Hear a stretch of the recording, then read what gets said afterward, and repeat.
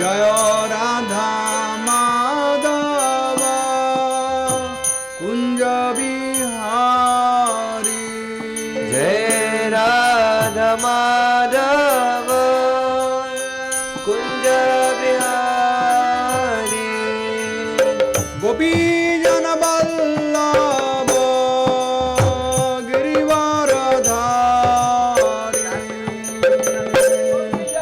वल्लभ गिरिवरधारी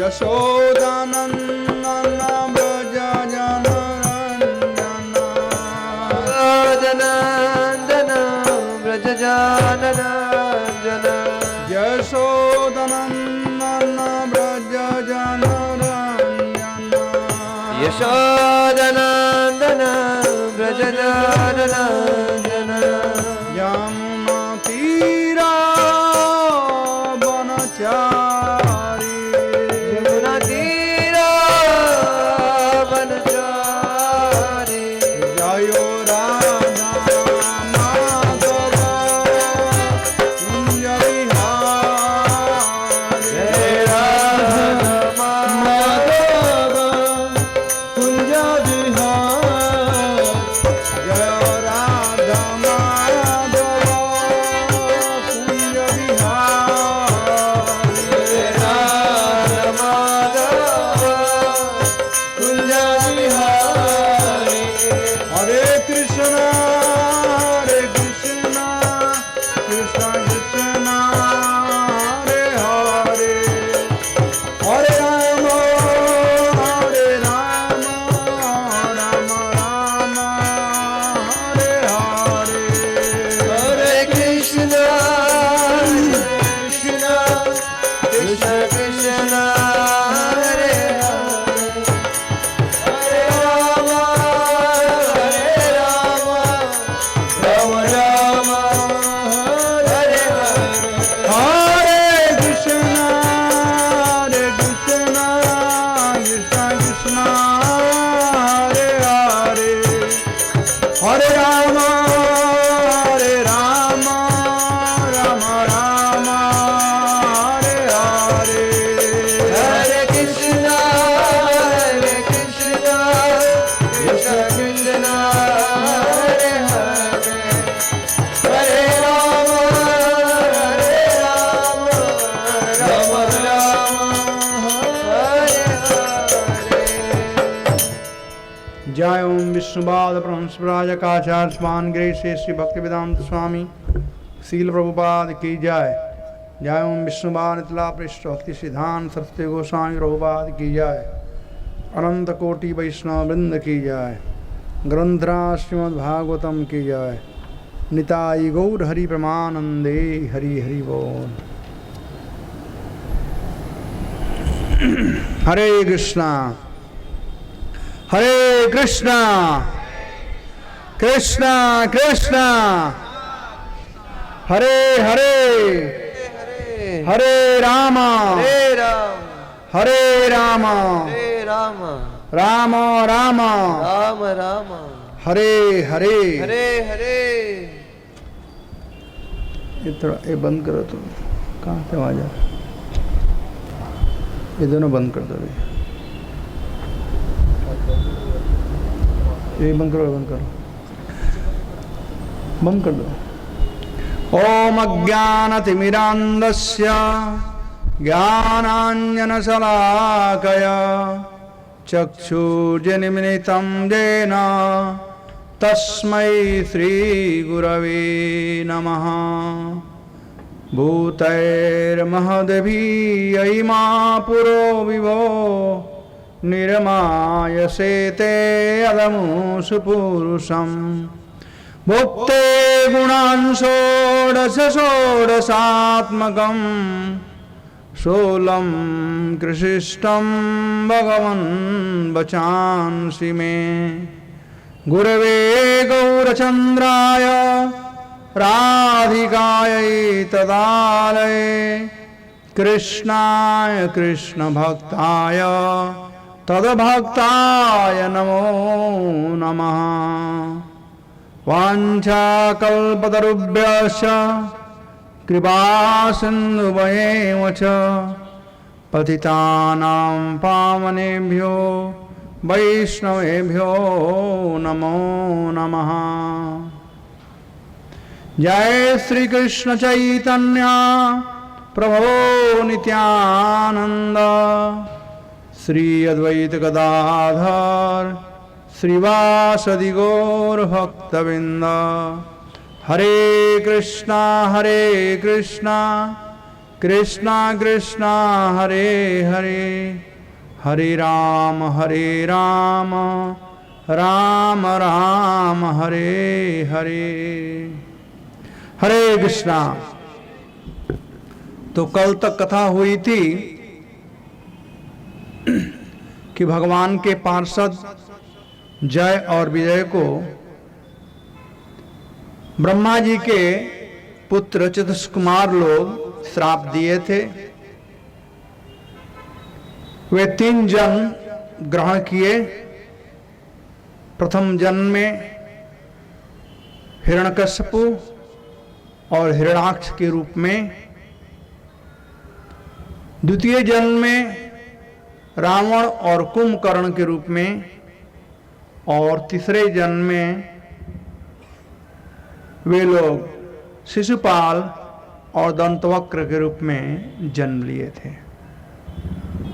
क्रमशः इन लोगों का वध, हिरण्याक्ष का वध भगवान वराह अवतार से किए थे। वैसे ही हिरण्यकश्यपु का वध भगवान प्रहलाद का रक्षा करने के लिए नरसिंह अवतार ग्रहण किए। भगवान राम का अवतार लेकर के कुंभकर्ण और रावण का वध किए। तदुपरांत भगवान कृष्ण दंतवक्र और शिशुपाल का वध किए। तो इस प्रकार से जो युधिष्ठिर महाराज ने प्रश्न किया था नारद जी से, उस प्रश्न का उत्तर प्रायः नारद जी दे दिए। तो पुनः प्रश्न किए युधिष्ठिर महाराज, विद्वेषो दयिते पुत्रे कथमासिन महात्मनि ब्रूहि मे भगवत जेन प्रहलादस्य अच्युतात्मता। युधिष्ठिर महाराज जब सुने कि हिरण्यकश्यपु अपने पुत्र प्रहलाद को, जो केशव प्रियम, जो भगवान केशव का बड़ा ही प्रिय है, उसे वह द्वेष करता था और प्रहलाद को विभिन्न प्रकार का यातना दिया और उसे दुखित होकर के भगवान नरसिंहदेव का अवतार ग्रहण कर उसे मारे थे।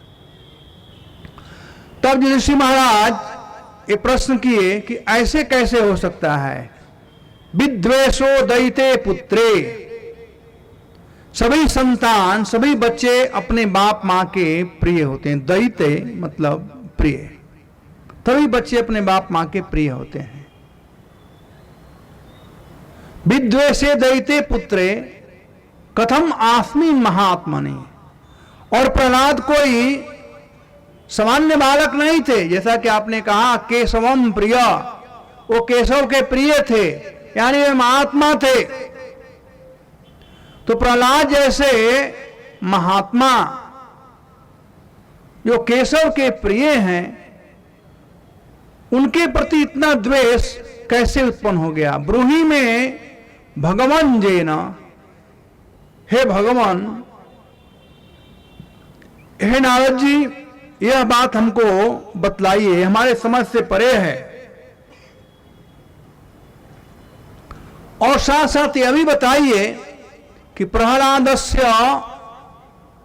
अच्युतात्मनः, किस प्रकार से प्रहलाद जी का मन भगवान में तन्मय हुआ, किस प्रकार से वे भगवत परायण हो गए।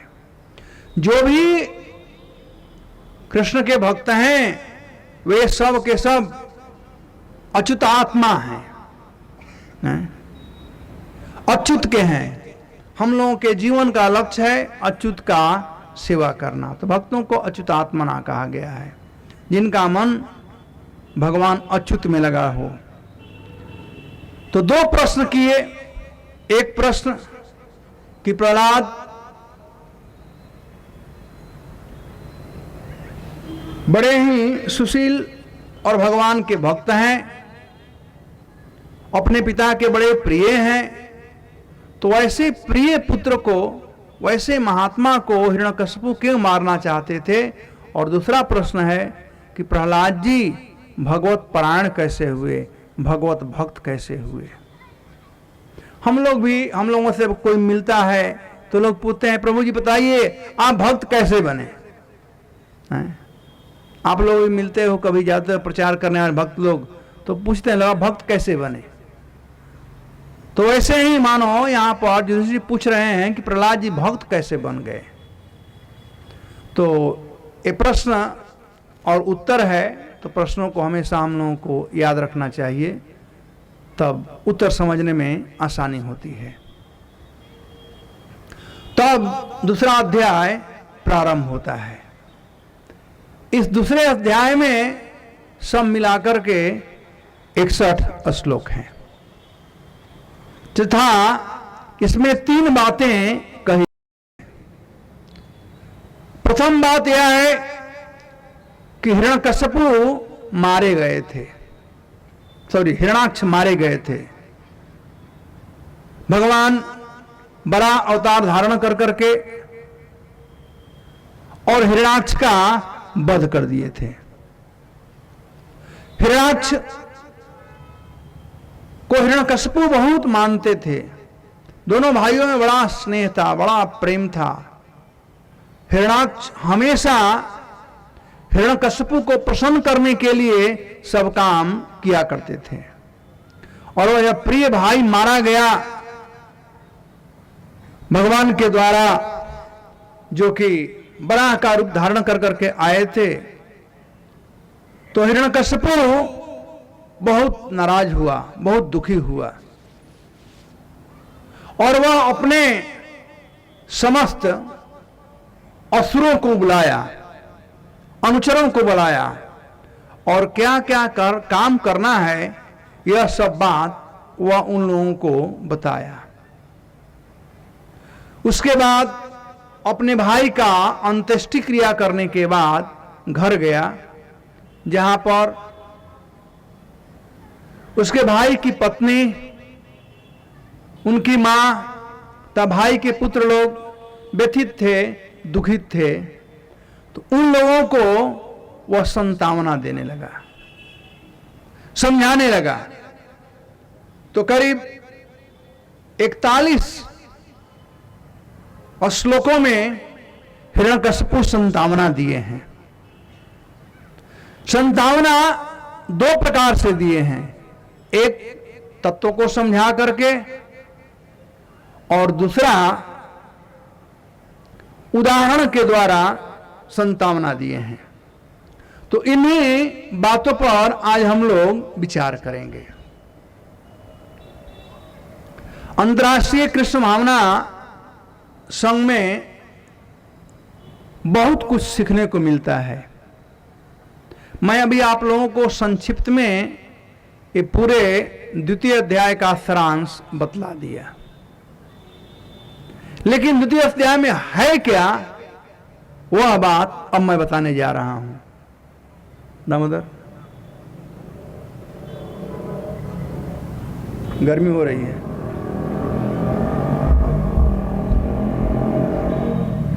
तो जैसा कि मैं बताया कि हिरण्यकशिपु हिरण्याक्ष के वध के उपरांत, इसको ऊपर करना पड़ेगा, भ्रातरेवं विनिहिते हरिणाम क्रोडमूर्तिना हिरण्यकशिपु राजन प्रयत्यप्यरुषा शुचा। जब भगवान बड़ा अवतार धारण कर करके हिरण्याक्ष का वध किए तो हिरण्यकश्यपु को बहुत गुस्सा आया और वह क्रोध से संतप्त हो करके उसके आंख लाल हो गई थी। हिरण्यकश्यपु का अपने ओठ को वह दांतों के बीच में दबा रहा था और सीधे आकाश में देख रहा था और उसके दृष्टि से आकाश मलिन जैसा हो गया था।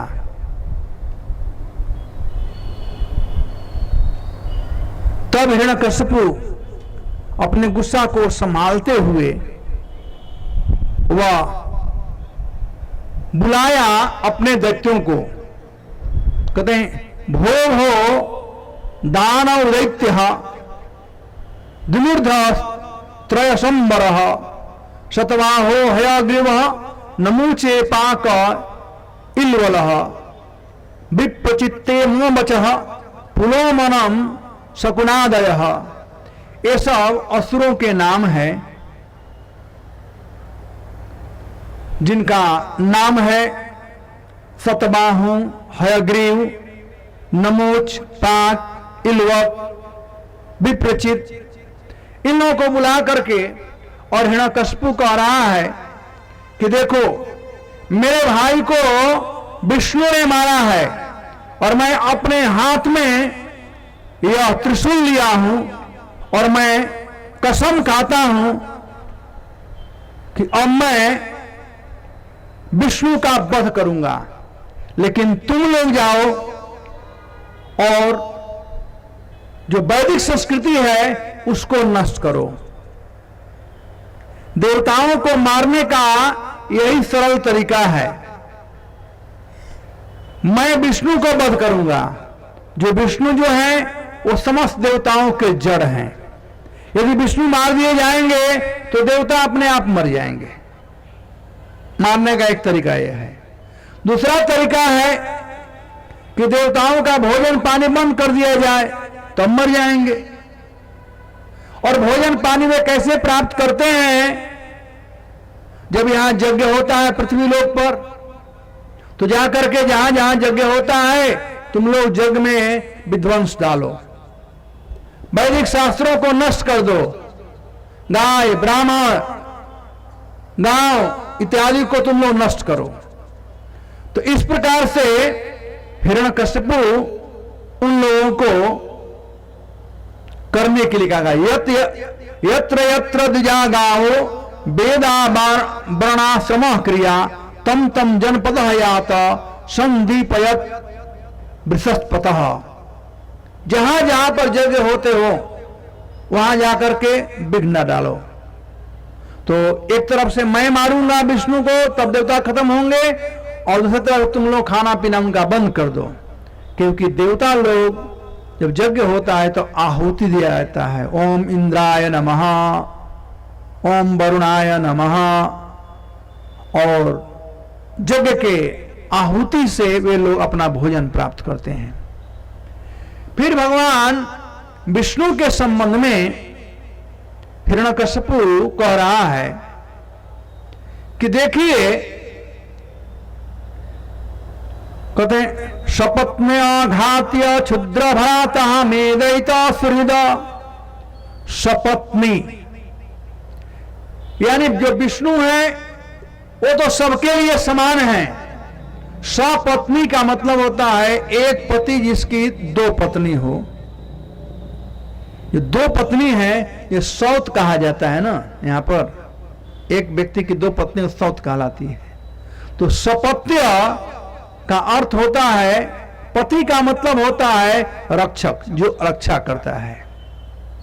तो भगवान विष्णु सबके रक्षक हैं, वे सबके पति हैं। हम सबके पति कृष्ण ही हैं, विष्णु ही हैं, वे हम लोगों का रक्षा करते हैं। तो सपत्य का मतलब हुआ दैत्यों का और दानवों का, दोनों के रक्षक हैं भगवान विष्णु।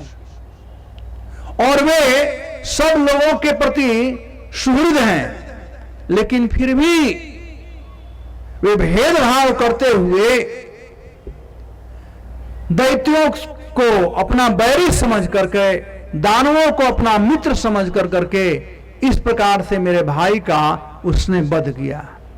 प्राश्री ग्राहे हरिनाम, मैं अपने हाथ में यह त्रिशूल लेकर के अब जाऊंगा और उसे खत्म करूंगा। अब यहां हिरण्यकशिपु अपने दैत्यों के बीच में था, उन लोगों को उत्साहित कर रहा था। एक तरह से सेनापति का काम है कि सेना के लोगों को उत्साहित करना, डायरेक्शन तो देना काम है ही, क्या क्या करना चाहिए, लेकिन उनमें उत्साह भरना चाहिए। तो उत्साह तब आता है जब कोई देखता है कि उसका लीडर कुछ काम करता है। केवल आज्ञा चलाने से काम नहीं होगा। यदि लीडर सामने रहेगा, साथ में रहेगा, तो लोग उत्साहित रहेंगे। नहीं केवल कोई आज्ञा का जाओ उसको मार दो, ये कर दो, वो कर दो, और अपने दिल्ली में बैठा हुआ है, वही थोड़े काम चलेगा। चाहिए आगे रहना। लोग चाहते हैं जब लीडर आगे रहेगा तो सब लोग उत्साहित होते हैं, या लीडर स्वयं कुछ करेगा।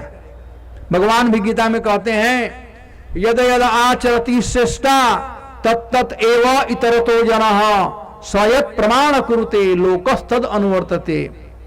जैसे जैसे बड़े लोग आचरण करते हैं, छोटे लोग उसका अनुसरण करते हैं। करनी और कथनी में करनी का ज्यादा प्रभाव पड़ता है कथनी के बजाय। हम स्वयं करें कुछ। हम लोग देखें प्रैक्टिकल मंदिर में, यदि हम लोग आते हैं, चाहे भगवान का मंगला आरती हो, चाहे प्रवचन सुनना हो, हम लोग रहेंगे, दूसरे लोग आएंगे। लेकिन हम यदि नहीं आगे रहेंगे और दूसरे कहे कि तुम लोग चलो, तो सब कहेंगे कि हिपोक्रेसी है, आप नहीं आते हो, हमको कहते हो। तो हिरण्यकशिपु यहां एक लीडर का, सक्षम लीडर का पाठ कर रहा है। कैसा एक लीडर होना चाहिए, यह इसमें भागवतम से हम सीखने को मिलता है हम लोगों को। अपने हाथ में वो सूल लिया है और कहता है मैं अपने सूल से मत्सुल्ला भीनग्रवस्य भूरिणा रुधिणे वै रुधिरम प्रियम तर्पयिष्ये भ्रातरम में गता व्यथा। मैं अपने त्रिशूल से उस विष्णु का गला काटूंगा और जो खून निकलेगा उस खून से मैं अपने भाई को वह खून तर्पण करूंगा, तब मेरा भाई प्रसन्न होगा। देखिए कैसी अज्ञानता है। एक तरह से हम में और हमारे देह में भेद है, लेकिन भगवान और भगवान के देह में कोई भेद नहीं है। यहां हिरण्यकशिपु कह रहा है मैं अपने सूल से उसका गला काट डालूंगा। कहते भिन्नाग्रवस्य, उसके गला को भिन्न कर दूंगा, अलग कर दूंगा। हम लोगों का गला अलग हो सकता है, लेकिन भगवान का गला भगवान के शरीर से अलग नहीं हो सकता है, क्योंकि भगवान और भगवान के शरीर में कोई अंतर नहीं है। ये सब सिद्धांत है, यह सब समझना चाहिए, और आप लोग इस कान में ही ये बात समझ सकते हैं।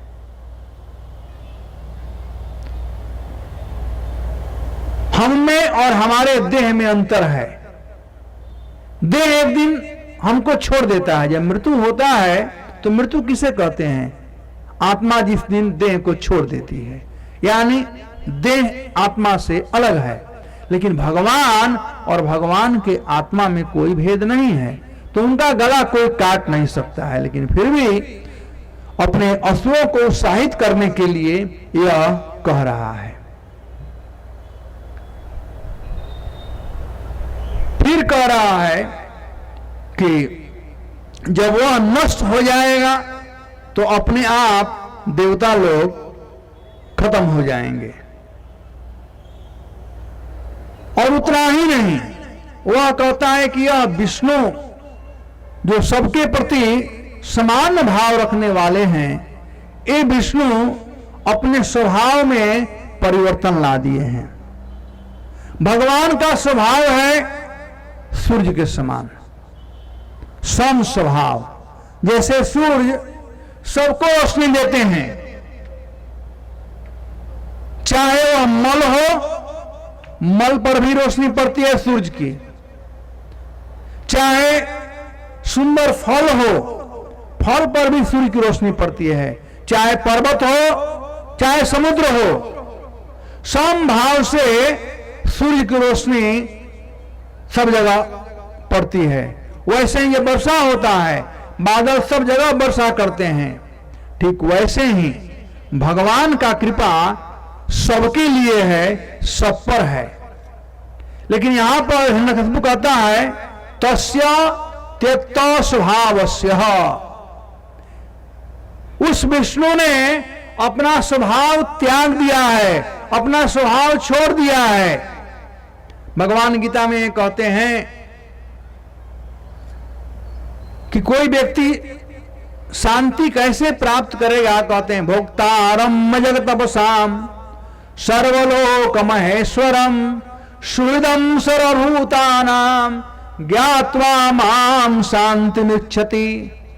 सुहृदम सर्वभूतानाम, भगवान समस्त प्राणियों के प्रति सुहृद हैं, कोई उनका द्वेषी नहीं है, कोई प्रिय नहीं है, सबके लिए समान है।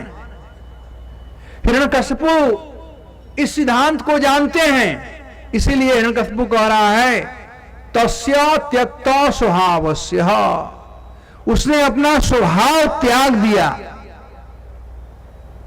मेरे भाई को मारने के लिए अपने रूप में नहीं आया, बल्कि वह एक पशु का रूप धारण किया। घृणे माया बनौकसम, बनौकसम वन में विहार करने वाले यानी पशु, एक पशु का रूप धारण कर करके आया, यानी सुअर का रूप धारण कर करके आया। एक बात और कह रहा है यहां पर, हिरण्य कह रहा है कि विष्णु जो है एक छोटे बालक के समान है। भजंतम भजमानस्य बालस एवास्त्रात्मनः, ये विष्णु जो है एक बालक के समान स्वभाव वाला है, जो उसका चापलूसी करता है, जो उसको मनाता है, उसी के पीछे पड़ जाता है।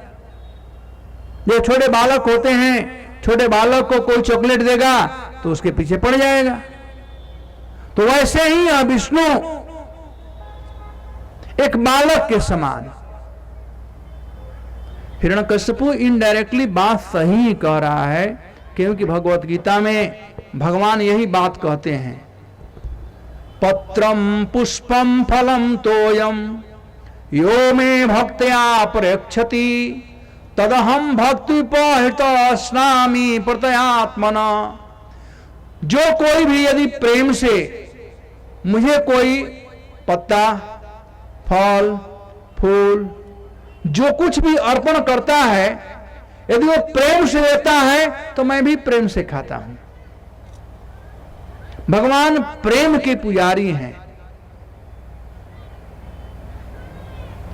दुख की बात है कि हम लोग कुछ देते नहीं, हम लोग स्वयं खा लेते हैं और भगवान को अर्पण नहीं करते हैं। विदुर की पत्नी केले का छिलका दे रही थी, भगवान नहीं दे, केले का छिलका है कि केला है, प्रेम को देखे। भगवान प्रेम के पुजारी हैं। तो वैसे ही इनडायरेक्टली ठीक है बात कह रहा है कि बालक के समान भगवान है। बालक प्रसन्न हो जाता है कोई कुछ देता है तो भगवान को भी यदि कोई प्रेम से देता है तो भगवान प्रसन्न हो जाते हैं। इस प्रकार से वह सब लोगों को आदेश दिया, अपने असुरों को, और बतलाया क्या क्या करना है। और यह सब करने के बाद अपने भाई का अंत्येष्टि क्रिया किया। उसके बाद घर आकर के सांत्वना देने लगा। उसके भाई हिरण्याक्ष के कई एक पुत्र थे, जिनका वर्णन यहां पर सुखदेव गोस्वामी कह रहे हैं। शकुनी संबरम धृष्टम भूत संतापनम वृकम कालनाभ महानाभ हरिशम अश्रु अथोचकचम। ये 10 हिरणाक्ष के पुत्र हैं और 10 पुत्रों का नाम ले लेकर के हिरण्यकशिपु संबोधित कर रहे हैं। जैसे किसी घर में कोई मर जाता है तो हम लोग संतावना देते हैं, नाम लेकर, भाई कोई बात नहीं, सबकी गति ऐसे ही है। देखिए हिरण्यकशिपु जो समझाया है बहुत सुंदर बात बतलाया है, समझने योग्य बात है, जो इसका वर्णन हम लोग आगे करेंगे। शकुनी, एक पुत्र का नाम था शकुनी। ये महाभारत में जो शकुनी मामा है वो नहीं है, दूसरा शकुनी है। तो शकुनी संबरम, संबर, धृष्टम, भूत संपातम, वृकम, कालनाभ, महानाभ और उत्कच, ये सब हिरणाक्ष के पुत्र थे। तो इन लोगों को संबोधित किया, पर्सनलाइज वे हिरण्यकशिपु बात कर रहे थे, 1 to 1 बात कर रहे थे। अब वहीं पर हिरणाक्ष की पत्नी थी, बड़ी दुखी थी। वहीं पर हिरण्यकशिपु और हिरणाक्ष की माता दीति थी, वह भी बड़ा दुखी थी। अब उन लोगों के तरफ हिरण्यकशिपु अपना मुख करके अब उन लोगों से बात कर रहा है। तन्मातरम रूषा भानुम दिति जननी गिरा स्वलक्षणया देश कालज्ञ इदमाह जनेश्वर। तन्मातरम, तन मतलब उन लोगों का, यानी जिनका नाम पहले वर्णन किया गया। मातरम मतलब माता, यानी हिरणाक्ष के पुत्रों की माता, जिसका नाम था रुषाभानु। तो हिरणाक्ष के पत्नी का नाम था रुषाभानु और हिरण्यकशिपु के पत्नी का नाम क्या था जानते हैं आप लोग? कोई जानता है? कयाधु। हाँ, तो हिरण्यकशिपु के पत्नी का नाम था कयाधु और हिरणाक्ष के पत्नी का नाम था रुषाभानु। तो उन लोगों को संबोधित करके, और दीति च जननी गिराम, दीति हिरण्यकशिपु और हिरणाक्ष दोनों की माता थी। कश्यप की 2 पत्नियां हैं, एक है अदिति और एक है दीति। अदिति के पुत्र हुए देवतागण और दीति के पुत्र हुए दानवगण। तो दानवों की माता जो है वो है दीति। तो उन लोगों को समझाने के देश कालज्ञ, हिरण्यकशिपु देश काल का जानकार था। देश काल को समझ कर करके काम करना चाहिए। वही व्यक्ति सुखी हो सकता है जो देश काल के अनुसार काम करे। टाइम, प्लेस एंड सर्कमस्टेंसेज, देश काल और परिस्थिति। देखिए हिरण्यकशिपु असुर है। थोड़ा हरे कृष्णा, थोड़ा इको दीजिए थोड़ा सा। हिरण्यकशिपु असुर है, लेकिन वो जो बात कह रहा है एक संत के समान बात कह रहा है। हालांकि ये जो बात कह रहा है बिल्कुल सत्य बात कहने वाला है, लेकिन कहने का तरीका बहुत जरूरी है। अंग्रेजी में कहा जाता है इट्स नॉट व्हाट यू से बट हाउ यू से। क्या आप कह रहे हो मायना नहीं रखता है, आप कैसे कह रहे हो वो मायना रखता है। तो कैसे कहना, बात वही कहना है, लेकिन कैसे कहना यह जानना जरूरी है। किसी की व्यक्ति के पास आप घर पर गए, उस व्यक्ति को अपने घर लाना था या कुछ जरूरी काम से बात करना था, और वहां उसके यहां पर इनकम टैक्स वाले आ गए हैं। जाकर के आप अपना बात कहना शुरू करो, अरे भाई देखो वहां परिस्थिति क्या है, समझो, उसके बाद बात कहो। तो देश काल परिस्थिति जानना बहुत जरूरी है। हिरण्यकशिपु ये सब जानते थे, इसीलिए यहां पर नारद जी कहते हैं देश कालज्ञ, देश काल को जानने वाला था इदम आह जनेश्वर। हिरण्यकश्यप को यहां पर जनेश्वर कहा गया है, यानी असुर राज था, असुर वर्ज था, वह अब कहना शुरू किया। अब हिरण्यकश्यप जैसे हिरण्याक्ष के पुत्रों को एक एक नाम ले लेकर के संबोधित किया और अपने मां और अपने भाई के पत्नी को संबोधित कर रहा है। कहते हैं अम्ब अम्ब हे बधु पुत्रा वीर मां अर्थ सोचितुम। कहते हैं हे माता, हे माता। प्रश्न उठता है कि यहां पर 2 बार हे माता हिरण्यकश्यप क्यों कह रहा है? पुत्र कितना भी बड़ा हो जाए, मां और पुत्र का जो स्नेह होता है उसे कोई संसार में कोई ऐसी वस्तु नहीं है जिससे उसकी तुलना की जा सके। मां का पुत्र के प्रति संबंध, पत्नी का पति के लिए संबंध, ये सब संबंध है, लेकिन पति पत्नी के संबंध से भी कहीं ज्यादा घनिष्ठ संबंध जो है वो माता और पुत्र का संबंध है। मानते हैं आप लोग इस बात को? कितने लोग मानते हैं? तो हाथ उठाओ तो। Very good. पति और पत्नी का संबंध बचपन से नहीं है, सब जानते हैं। जब जवान होता है लड़का लड़की तब शादी होती है, तो बीच में मिले। लेकिन मां और पुत्र का संबंध नाभि से होता है, जन्म से। तो यह संबंध बड़ा ही प्रगाढ़ संबंध है। और आजकल तो कहना क्या है, पति पत्नी में दिन नहीं बनता है, खटपट हो जाता है तो तलाक ले लेते हैं। क्या कोई बेटा अपने मां से तलाक ले सकता है?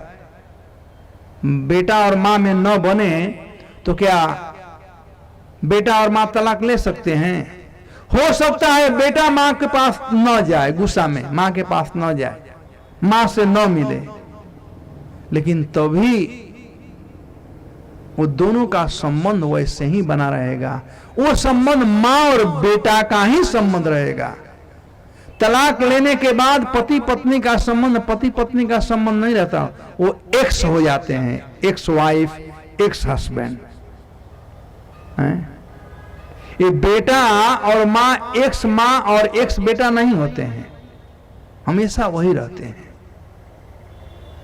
बेटा न भी माने मां को, फिर भी मां बेचारी मानती है। इसलिए कहा जाता है पुत्र को पुत्र हो सकता है, लेकिन माता को माता नहीं होती है। इसीलिए यहां पर नारद जी वर्णन कर रहे हैं कि हिरण्यकश्यप 2 बार कह रहा है अम्ब अम्ब, हे माता, हे माता, हे बधू, और अपने भाई के पत्नी को कह रहा हे बधू। फिर बाद में पुत्र लोग थे भाई के, उन लोगों को पुत्रान। वीरम मां अथ सोचितुम, तुम लोग भाई के लिए चिंता मत करो, वो तो बहुत बड़ा वीर था।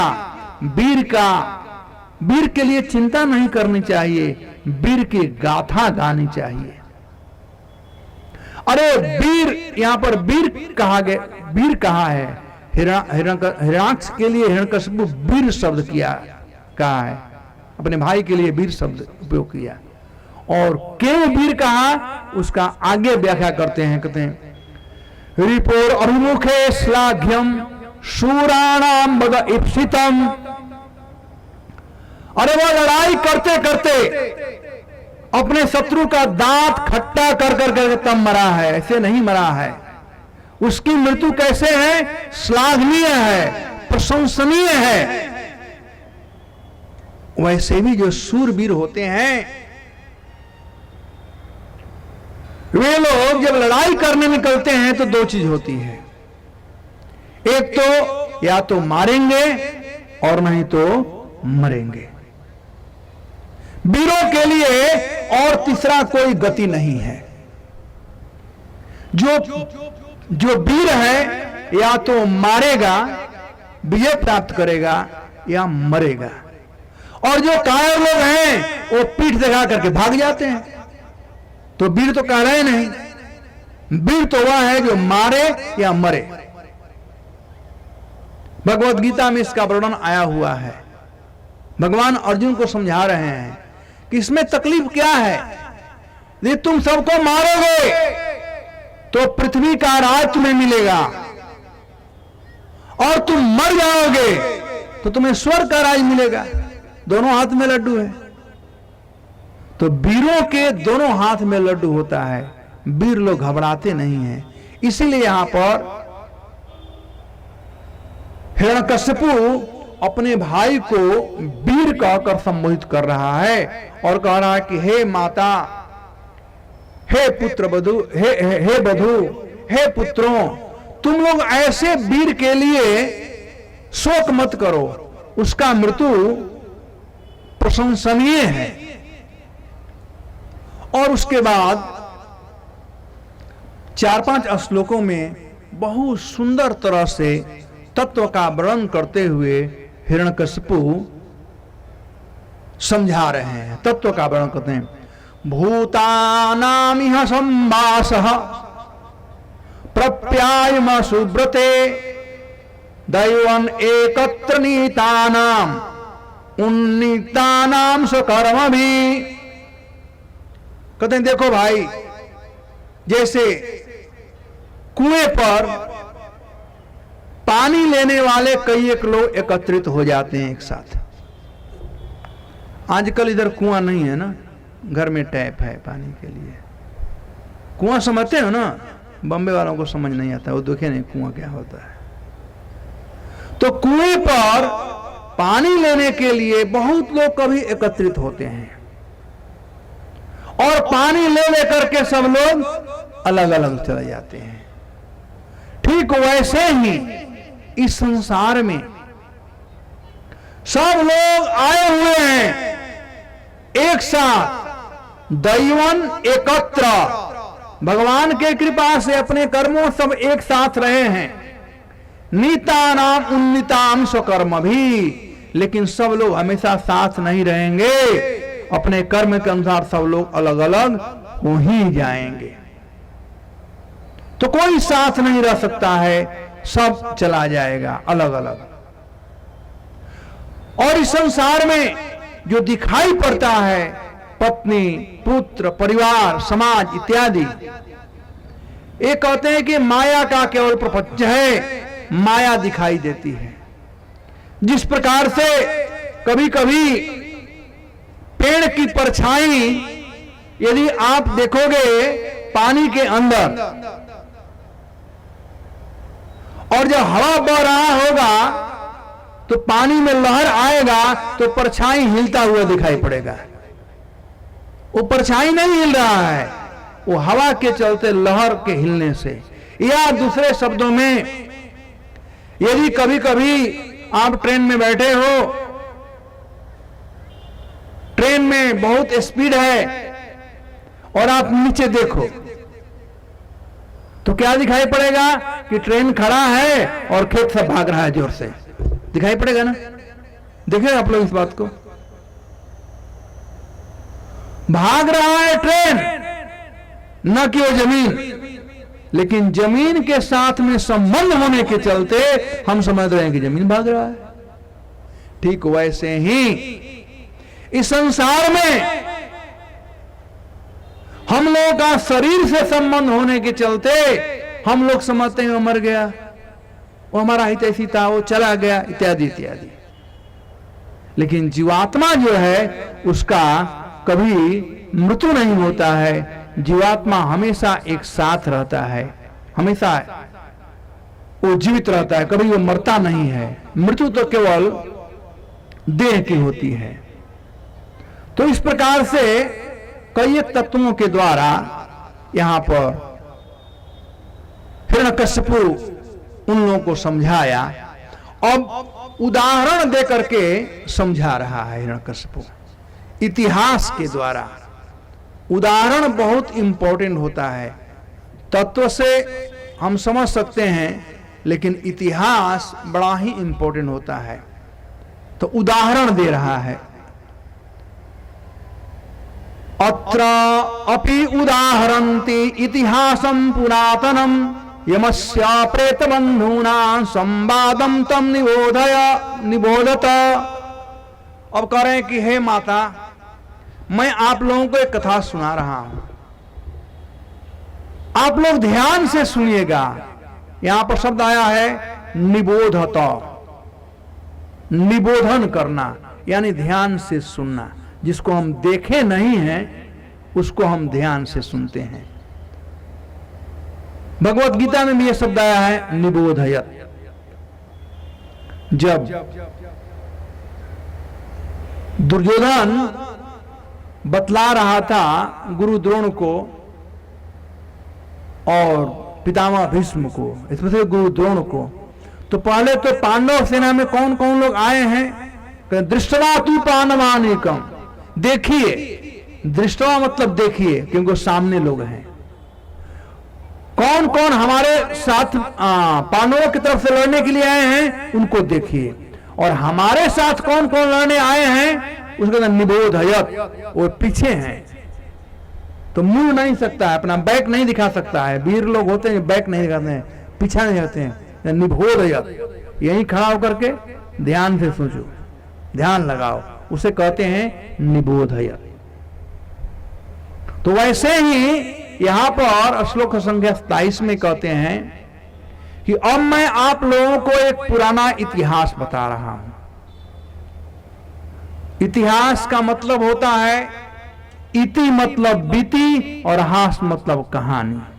बीती हुई कहानी को इतिहास कहा जाता है। तो चला गया, है नहीं, इसलिए इसका निबोधयत, वो आंख के सामने नहीं है, तो उसको आप लोग समझने का प्रयास करो।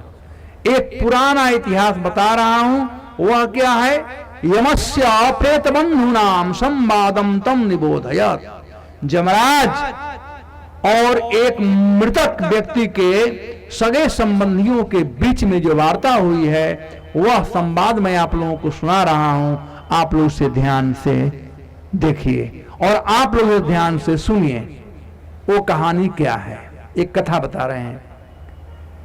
एक राजा, उष्णर जगह है, वहां के एक राजा थे, उनका नाम था सुजज्ञ।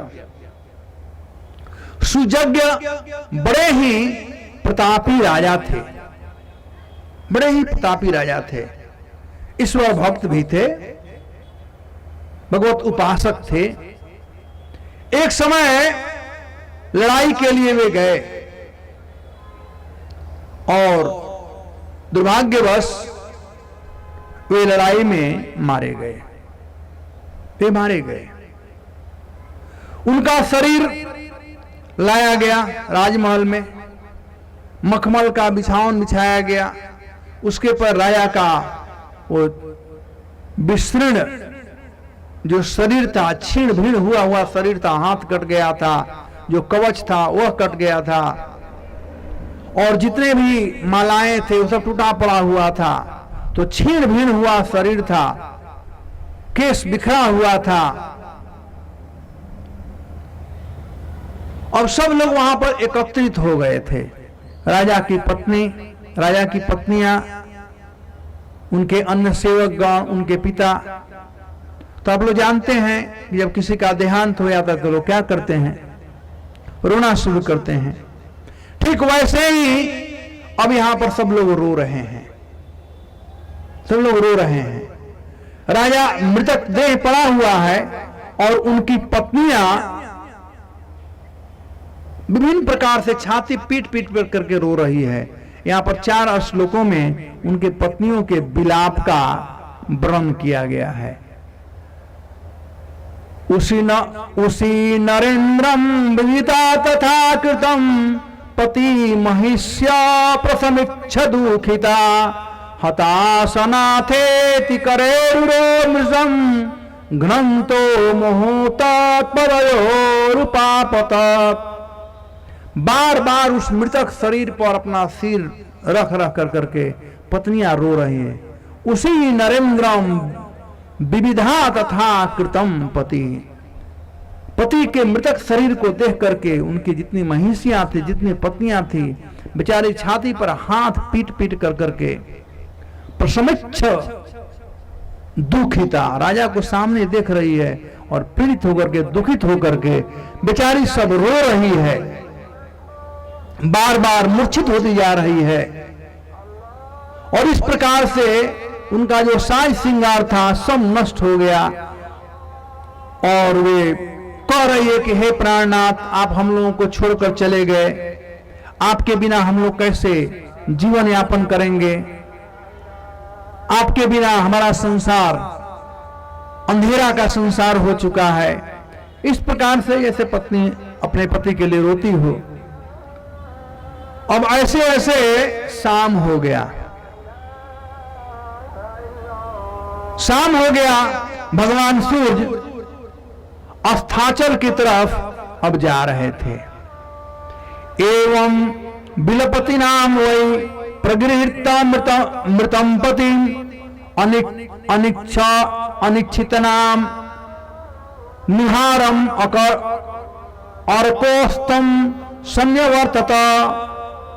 इस प्रकार से पत्नियां विलाप कर रही थी, अपने मृतक पति का शरीर नहीं छोड़ना चाहती थी। उनका दाह संस्कार करने का समय आ गया था, लेकिन वो छोड़ नहीं रही थी। और भगवान सूर्य अस्ताचल की तरफ जा रहे थे। निहारम अर्को अस्तम, अर्क मतलब सूर्य, अस्तम मतलब अस्तवर्त है, यानी सूर्यास्त का समय हो रहा था। तब जमराज जी उन लोगों पर कृपा कर कर करके एक छोटा बालक का रूप धारण कर करके और वहां पर आए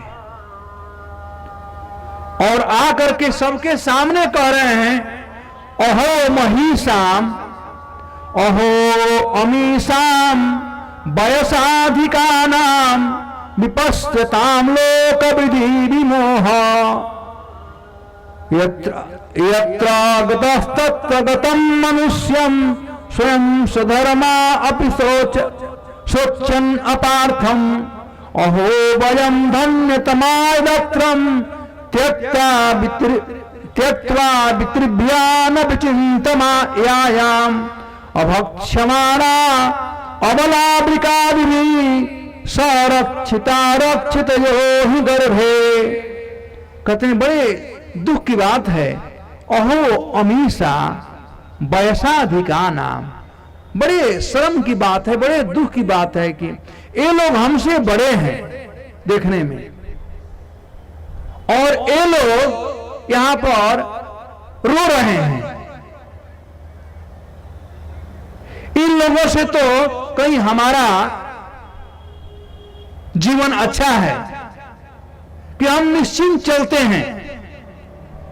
हम लोग जैसे हम जंगल में घूमते रहते हैं, विभिन्न प्रकार के हिंसक पशु होते हैं, लेकिन उनसे भी हमें कोई डर नहीं होता है, क्योंकि जिन भगवान ने हम लोगों का रक्षा गर्भ में किया, क्या वे भगवान रक्षा नहीं कर सकते हैं? इस प्रकार से जमराज बात कर रहे थे। तब तक से राजा के जो पिताजी थे वे उठ करके आए। सोचे कि बच्चा है, जानता नहीं है क्यों लोग रो रहे हैं। छोटा बच्चा रोए तो सब समझते बच्चा है, रो रहा है। जब बड़े रोते हैं तो बच्चा समझता है मैं ही बच्चा नहीं, ये लोग बच्चे हैं, ये लोग भी रो रहे हैं। उसे ज्ञान नहीं कि मर गया इसलिए रो रहे हैं। तो राजा का बाप आया, कहा कि बेटा तुम जाओ, तुम खेलो। तो जमराज जी पूछे कि मैं जानना चाहता हूं कि हम लोग छोटे बच्चे हैं, रोते हैं, ये लोग बड़े हैं, ये लोग क्यों रो रहे हैं? तो राजा का बाप बोला कि बेटा तुम यह बात नहीं समझ पाओगे कि ये लोग क्यों रो रहे हैं। तो जमराज जी कहते हैं जो समझता है वो कभी नहीं रोता है, जो नहीं समझता है वही रोता है।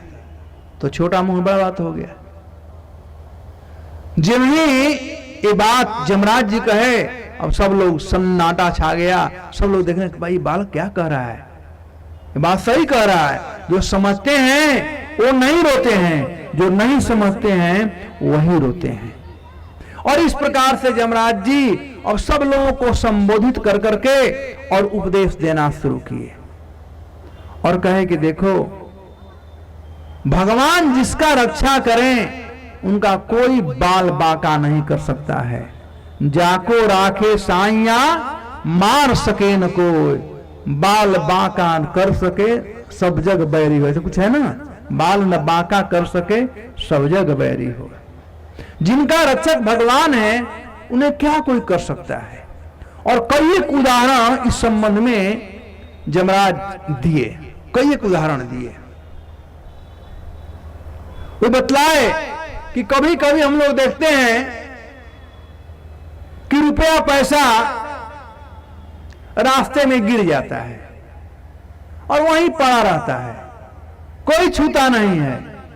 और कभी कभी हम तिजोरी में रुपया पैसा लॉक करके रखते हैं तभी चोर चुरा कर लग जाते हैं।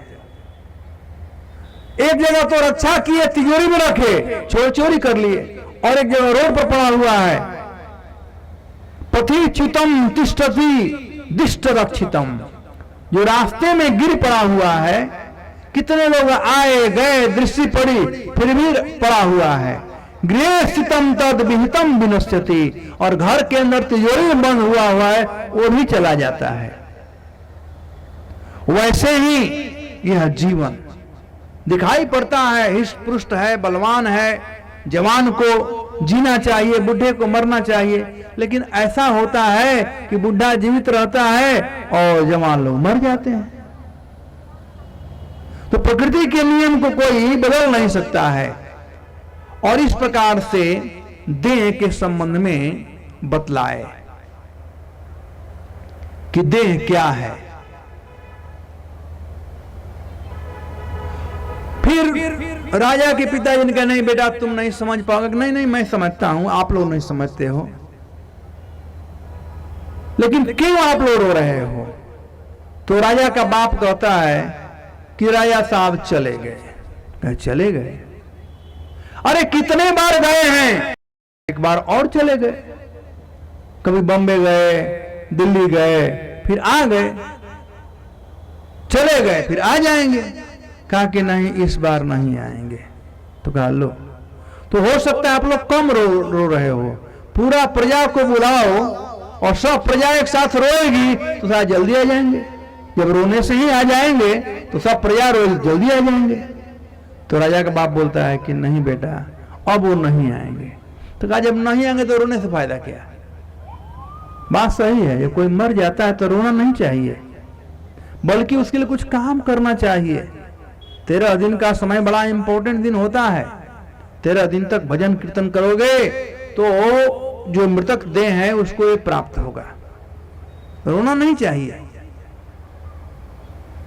फिर यमराज जी पूछे कौन चला गया? ये तो यहीं पर बड़े सोए रहे हैं यहीं पर राजा साहब। क्या नहीं राजा नहीं, उनका आत्मा चला गया। आत्मा चला गया। तब यमराज जी पूछे आत्मा चला गया? अरे जिसको आप जानते थे, जिसको आप बेटा कहते हो, जिनका नाम सुजज्ञ है, वो तो यहीं पड़े हुए हैं। तो कहा नहीं उनका आत्मा चला गया। तो क्या आत्मा को आपने कभी देखा था? तो बाप ने कहा कि नहीं। तो कहा जिसको, क्या आप उसको जानते थे आत्मा को? नहीं। तो जिसको देखे नहीं है, सुने नहीं है, जिसको जानते नहीं है, उसके लिए थोड़ा कोई रोता है? उसमें से क्यों रोने का? जिसको जानते हो तो यही पड़ा हुआ है, और जिसको नहीं जानते हो उसके लिए रो रहे हो। ये कोई बुद्धिमानी नहीं है, इसमें कोई बुद्धिमानी नहीं है। तो इस प्रकार से वे समझाए। देखिए हिरण्यकश्यपु अपने माता को, अपने भाई के पत्नी को एक कहानी समझा रहा है। इसके अंदर अब एक यमराज जी राजा के स्वजनों को समझाने के लिए एक दूसरा कहानी कह रहे हैं। और वह जो कहानी है वह एक कुलिंग पक्षी का कहानी है कि एक बार क्या हुआ कि एक बहेलिया आया, जाल बिछाया। एक कुलीन पक्षी, पति पत्नी बड़े प्रेम से रहते थे, छोटा उनका घर था, घोंसला था, 2-4-5 बच्चे थे घर में। एक दिन पति पत्नी दोनों आए थे बच्चों के लिए भोजन ले जाने के लिए, चरने के लिए। दुर्भाग्यवश जो कुलिंदी थी, यानी जो कुलंग पक्षी की जो पत्नी थी, वह बहेलिये के जाल में फंस गई। जब बहेलिये के जाल में फंस गई लोभ के चलते, तब जब उसका पति देखा तो बेचारा को बहुत दारुण दुख हुआ। अब वो सोचने लगा बैठे बैठे कि अब मैं क्या करूंगा। वो देख रहा है कि मेरी पत्नी काल के गाल में है, यानी बहेलिये की जाल में है, अब यह छोड़ने वाला नहीं है। तो यह विदुष अब लगा रोने कि अब मेरा क्या होगा। अब जिस पत्नी ने हमको कितना अच्छा सेवा किया, इसके बिना मैं एक क्षण नहीं रख सकता हूं। हमारे बच्चों का भरण पोषण कौन करेगा? वे अनाथ हो जाएंगे, मुझसे उनका भरण पोषण नहीं हो पाएगा। बात सही है, माता जो होती है वे जानती है बच्चों का कैसे भरण पोषण करना, पिता उतना नहीं जानते हैं जितना माता जानती हैं। तो इस प्रकार से वह रो रहा था। कथम त्यजात पक्षतान मात्रहीना विभर में हम मंद भाग्या प्रतीक्षन्ते नीडे में मातरम प्रजा। अरे इन बच्चों को पता भी नहीं कि उसके माँ के साथ में क्या हो रहा है। वे तो घोंसले में बेचारे बैठे हुए हैं और प्रतीक्षा कर रहे हैं कि मेरी माँ और पिताजी हमारे लिए कुछ लेकर के आएंगे। उनको कौन समझाएगा कि क्या होगा। और इस प्रकार से पत्नी के वियोग में यह दुखी पति विलाप कर रहा था, रो रहा था अपने पत्नी के लिए। पत्नी तो फंस गई थी, बहेलिया पकड़ लिया था, गला दबा दिया था, और बेचारा विलाप कर रहा था। तब तक से उधर से बहेलिया अपने धनुष पर बाण चढ़ाया और इनको भी मार डाला। ये मर गए। तो पक्षी भी मरी और उसका पति भी मरा, दोनों मर गए। तब यहां पर जमराज जी कहते हैं कि अरे मूर्ख स्त्रियां, तुम लोग रो रही हो, तुम लोगों की भी गति वैसे ही है। तुम लोग इस मृतक के लिए रो रही हो, वैसे ही वह कुलिंग पक्षी अपने पत्नी के लिए रो रहा था, लेकिन वह नहीं समझ पाया कि उसका मृत्यु अभी तुरंत आने वाला है। वैसे ही जैसे बहेलिया ने बाण मारा और बाण मृत्यु के रूप में आया, वैसे ही तुम लोगों का मृत्यु भी आने वाला है। हम सब लोग मरने वाले हैं। संसार में जो आया हुआ है वह सब मरने वाला है, इसलिए तुम लोग इसके लिए शोक मत करो। तो इस प्रकार से जमराज जी उन लोगों को संतावना दिए और वे चले गए। अब हिरण्यकश्यप अपने माता और इन भाई की बहन, भाई की वाइफ और बच्चों को पुनः समझा रहे हैं कि इसलिए हे माता, आप लोग इसके लिए किसी प्रकार का शोक मत करो। तो जब हिरण्यकश्यप समझा रहा था, जब समझा दिया था, तो उसके माता को और उसके बधू को और भाई के पुत्रों को प्रायः शोक चला गया धीरे धीरे। जब किसी की मृत्यु हो जाती है तो लोग समझाते हैं, सब लोग श्मशान घाट पर, घर पर जहां भाई सबकी गति यही है, सबको जाना है, कोई साथ में नहीं रहने वाला है।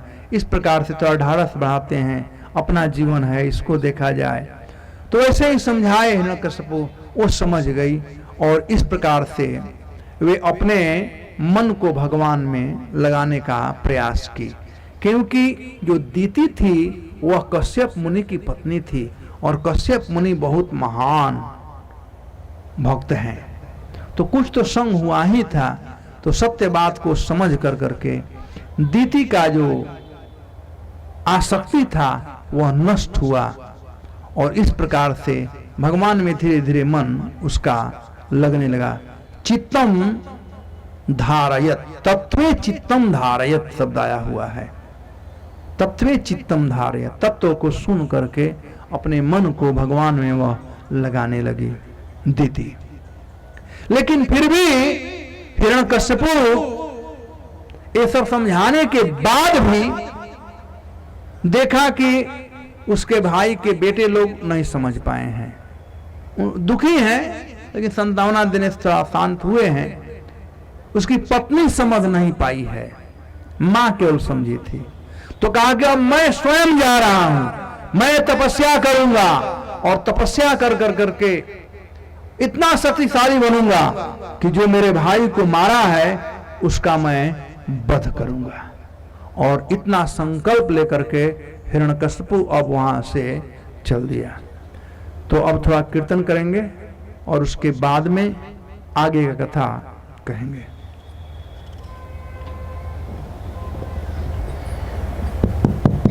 इस प्रकार से दूसरा अध्याय समाप्त होता है।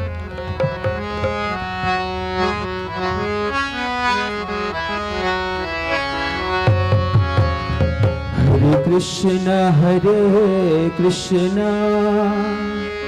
कृष्ण कृष्ण हरे हरे, हरे राम राम राम हरे हरे, हरे कृष्ण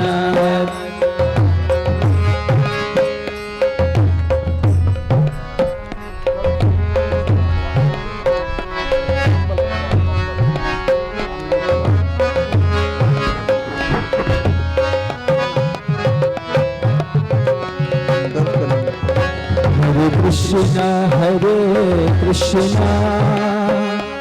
कृष्ण कृष्ण हरे हरे, हरे राम राम राम हरे हरे, हरे कृष्ण। सब लोग गाइए, कृष्णा कृष्णा हरे हरे, हरे राम राम राम हरे हरे, हरे कृष्ण कृष्ण कृष्ण हरे हरे, हरे राम राम राम हरे हरे, हरे कृष्ण कृष्ण कृष्ण हरे हरे, हरे राम राम राम हरे हरे, हरे कृष्ण कृष्ण कृष्ण हरे हरे, हरे राम राम राम हरे हरे, हरे कृष्ण कृष्ण कृष्ण हरे हरे, हरे राम राम हरे हरे, हरे कृष्ण कृष्ण कृष्ण हरे हरे, हरे राम राम राम हरे हरे, हरे कृष्ण कृष्ण कृष्ण हरे हरे, हरे राम राम हरे हरे, हरे कृष्ण कृष्ण कृष्ण हरे हरे, हरे राम राम राम हरे हरे हरे कृष्ण कृष्ण कृष्ण हरे हरे हरे राम राम राम हरे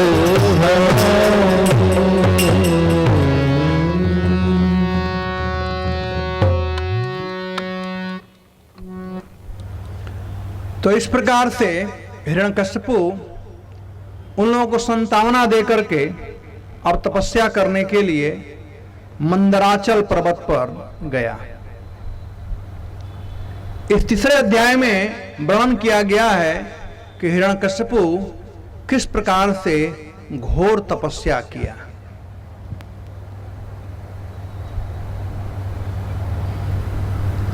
वह अपने अंगूठे पर खड़ा होकर के बिना खाए पिए अपने हाथ को ऊपर खड़ा कर करके दृष्टि को आकाश में लगा करके ब्रह्मा जी के प्रसन्नता के लिए तपस्या करना प्रारंभ किया। इतना घोर तपस्या किया हिरण्यकश्यपु, इतना घोर तपस्या किया, खाना पीना सब बंद कर दिया था, सांस लेना तक बंद कर दिया था। उसका जो शरीर था उसमें दीमक लग गए थे, हड्डी मांस रक्त कुछ भी नहीं था, केवल हड्डी बचा हुआ था, स्केलेटन था केवल। और जब हिरण्यकश्यपु इस प्रकार से तपस्या कर रहा था तो उसके तप के प्रभाव से अनायास ही धुआं और आग का लपट निकला और यह लपट चारों दिशाओं को घेरने लगा। और इस प्रकार से उसके आंच से, उसके अग्नि के प्रभाव से, तपस्या के प्रभाव से सब प्राणी प्राय जलने लगे। यहां तक कि स्वर्ग लोक तक इसका आंच पहुंचा।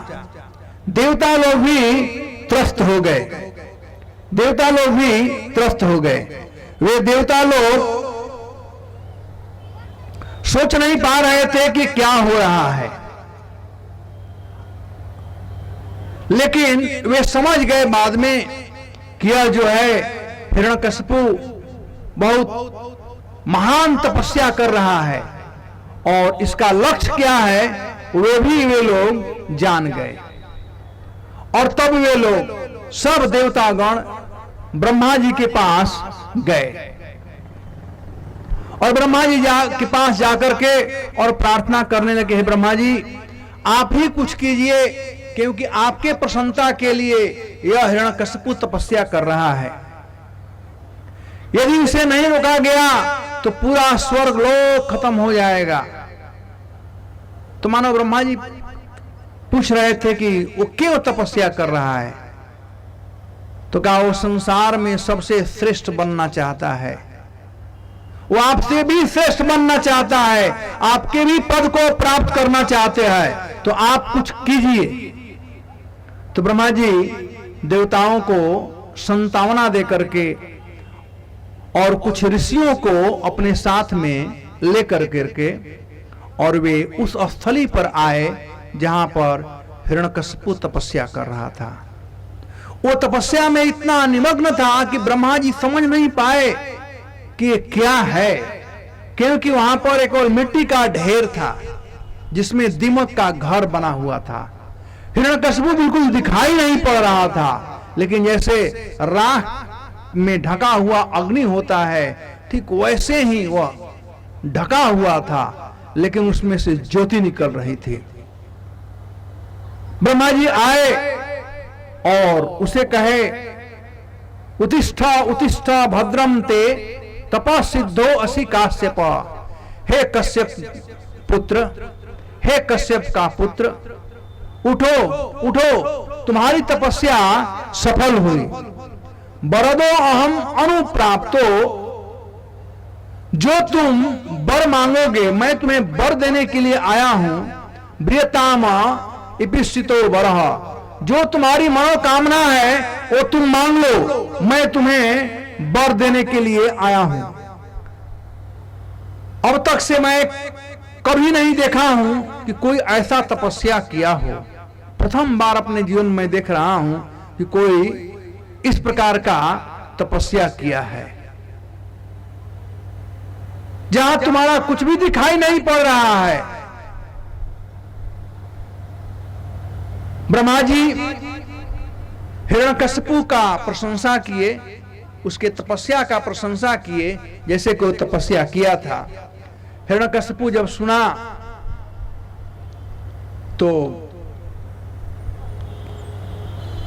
जब वो सुना ब्रह्मा जी का आवाज तो अपने तप को शांत करने लगा और वहां कोई दिखाई नहीं पड़ रहा था। तो नारद जी कह रहे हैं कि ब्रह्मा जी अपने कमंडलों से जल लेकर के और उस मिट्टी के ढेर पर, जो कि पिपीलिका का घर बना हुआ था, उस पर मारे पानी छिड़के और उसके परिणाम स्वरूप हिरण्यकशिपु का तेजोमय शरीर वहां पर प्रकट हुआ, स्वर्णमय शरीर उसका वहां पर प्रकट हुआ। हो भी क्यों नहीं, तेज का ऐसा ही कुछ बल होता है। तपस्या कोई करता है, तप का मतलब होता है तपाना। जैसे सोना है, सोना में यदि गंदगी हो जाए और उसे आग में तपाया जाए, चाहे लोहा है, लोहा को भी तपाते हैं आग में, तो लोहा का भी रूप सोने जैसा हो जाता है। आग का रूप जो है वो सोने जैसा रूप होता है। तो तप के अग्नि में हिरण्यकशिपु जो तप के अग्नि में प्रज्वलित था, तप के अग्नि से प्रज्वलित था, तो उसका शरीर स्वर्णमय शरीर था। और वह हिरण्यकशिपु जब ऊपर देखा तो ब्रह्मा जी हंस वाहन पर सवार थे। वो नीचे नहीं उतरे थे, ऊपर ही थे। और इस प्रकार से हिरण्यकशिपु ब्रह्मा जी का खूब गुणगान किया, ब्रह्मा जी का खूब गुणगान किया। और गुणगान करने के बाद ब्रह्मा जी ने कहा कि पुत्र तुम वर मांगो। ब्रह्मा जी के लिए नाती था, ब्रह्मा जी के पुत्र थे कश्यप और कश्यप का पुत्र था हिरण्यकशिपु। तो नाता जोड़ा जाए तो नाती, दादा और नाती के बीच में बात हो रही थी। तो कहा कि बेटा तुम वर मांगो, तुम्हें क्या वर चाहिए?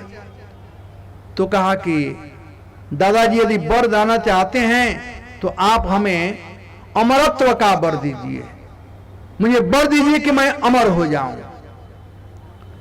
तो ब्रह्मा जी ने कहा कि देखो बेटा, मैं स्वयं अमर नहीं हूं, तो मैं तुम्हें ऐसे अमर कैसे बना सकता हूं, मैं तुम्हें कैसे अमर बना सकता हूं। और वैसे भी संसार में जो भी आया है, जिसका भी जन्म हुआ है, वह अवश्य ही मरेगा, सबको मरना है।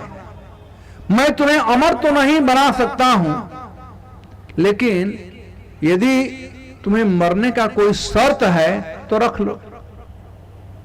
मरना तो सबको है, लेकिन कुछ शर्त है यदि तुम्हारे मरने में, तो रख लो, मैं तुम्हारा शर्त पूरा कर सकता हूं। तब हिरण्यकशिपु शर्त रखा। क्या रखा?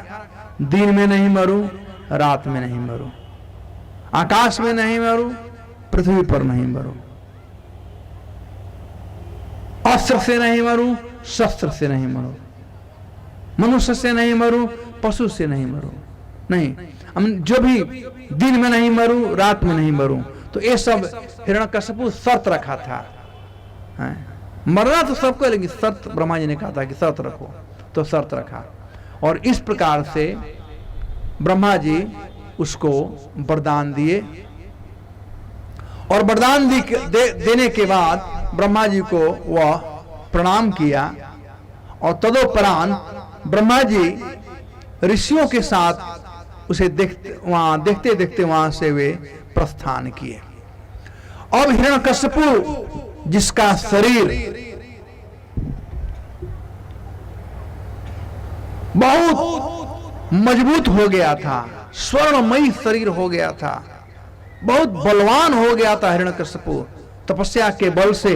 और ब्रह्मा जी ने जो उसे वरदान दे दिया था कि एक तरह से अपने बुद्धि के अनुसार वो अमरत्व का ही वरदान मांग लिया था। और तब यह दुर्लभ वरदान प्राप्त कर करके हिरण्यकश्यपु अब उच्च लोकों पर चढ़ाई करना प्रारंभ किया। जैसे हिरण्यकश्यपु चल रहा था तो पृथ्वी मानो कांप रही थी। उसके इच्छा मात्र से पृथ्वी सब कुछ ला करके उसे दे दे। देवता लोग कांप रहे थे हिरण्यकश्यपु से, वायुदेव उसके आंगन में झाड़ू लगा रहे थे, इंद्रदेव चंवर डुला रहे थे। ऐसे ऐसे वो कार्य करता था हिरण्यकश्यपु उन लोगों से। देवताओं के राज्य को, स्वर्गलोक को, आधिपत्य को प्राप्त कर लिया। यहां पर स्वर्गलोक का वर्णन किया गया है कि स्वर्गलोक कैसा है। स्वर्गलोक के आधिपत्य को वो प्राप्त कर लिया, स्वर्ग के सुख को भोगने लगा।